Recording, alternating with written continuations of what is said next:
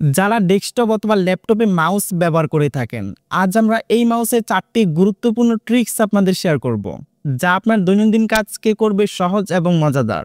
চলুন বেশি কথা না বলে আজকের মূল ভিডিও শুরু করা যাক।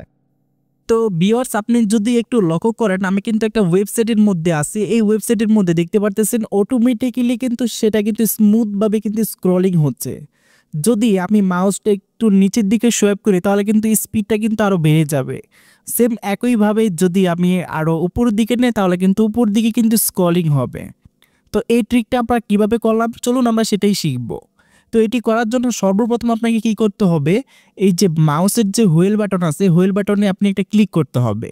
যে কোনো ওয়েবসাইট অথবা সোশ্যাল মিডিয়ার মাধ্যমে সেম একইভাবে কিন্তু কাজ করতে পারবেন।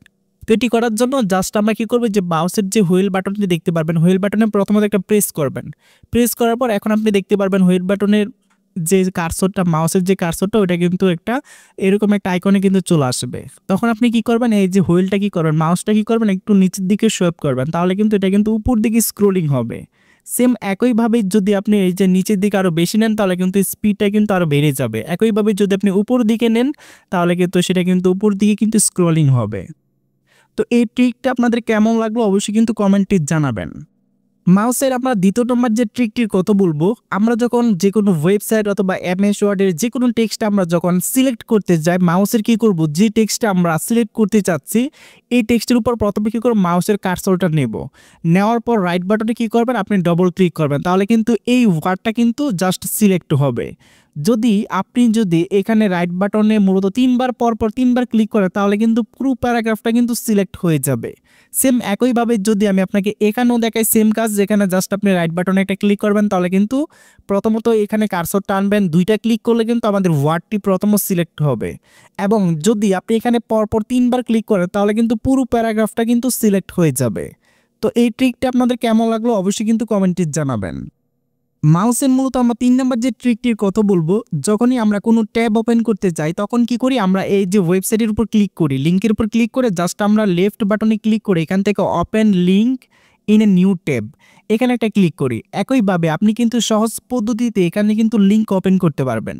তো সেটি করার জন্য জাস্ট আপনি যে ওয়েবসাইটের লিঙ্কটি ওপেন করতে চাচ্ছেন এখানে জাস্ট আপনি মাউসের যে কার্সরটি আছে সেটি এখানে নেবেন। সো নেওয়ার পর কি করবেন, মাউসের যে হুইল বাটন আছে হুইল বাটনে কিন্তু একটা ক্লিক করবেন, তাহলে কিন্তু এই যে ট্যাব কিন্তু ওপেন হয়ে গেছে। একইভাবে যতগুলো আপনি ওপেন করতে চাচ্ছেন ততগুলোর উপর জাস্ট আপনি মাউসের যে হুইল বাটন আছে এখানে একটা ক্লিক করবেন। তো অনেকে হয়তো জানেন না হুইল বাটনে কিন্তু একটি ক্লিক করার কিন্তু অপশন থাকে। সো এখানে কিন্তু ক্লিক করলে কিন্তু আপনি অটোমেটিক্যালি কিন্তু সেখানে কিন্তু নিউ ট্যাব কিন্তু ওপেন হয়ে যাবে। এক্ষেত্রে কিন্তু আপনার কাজটা কিন্তু আরো দ্রুত আপনি করতে পারবেন। এই ট্রিকটা আপনাদের কেমন লাগলো অবশ্যই কিন্তু কমেন্টে জানাবেন। মাউসের যে সর্বশেষ অর্থাৎ 4 নাম্বার যে ট্রিকটি নিয়ে কথা বলবো, যখনই আমরা কোনো ব্রাউজারের মধ্যে অনেকগুলো ট্যাব ওপেন করে ফেলি তখন কিন্তু আমাদের একটা একটা করে কিন্তু এই যে ক্রস বাটনে ক্লিক করে করে কিন্তু আমাদের সেটা কিন্তু ক্রস করতে হয়, যেটা অনেকটা আপনাদের বিরক্তিকর। আপনি চাইলে জাস্ট এই যে মাউসের যে হুইল বাটন আছে এখানে জাস্ট আপনি নেবেন আর হুইল বাটনে একটা করে ক্লিক করবেন, তাহলে কিন্তু ট্যাবগুলো কিন্তু এই যে রিমুভ হয়ে যাবে। সো আমি জাস্ট কি করব, এই যে এখান থেকে মাউসের যে হুইল বাটন আছে হুইল বাটনে একটা করে প্রেস করবেন, তাহলে কিন্তু আপনার সরাসরি কিন্তু ট্যাবগুলো কিন্তু রিমুভ হয়ে যাবে। সেক্ষেত্রে কিন্তু আপনারা খুঁজে খুঁজে ক্রস বাটনে ক্লিক করতে হবে না। মাউসের এই 4টি ট্রিক্স আপনাদের কেমন লাগলো অবশ্যই কিন্তু কমেন্টে জানাবেন।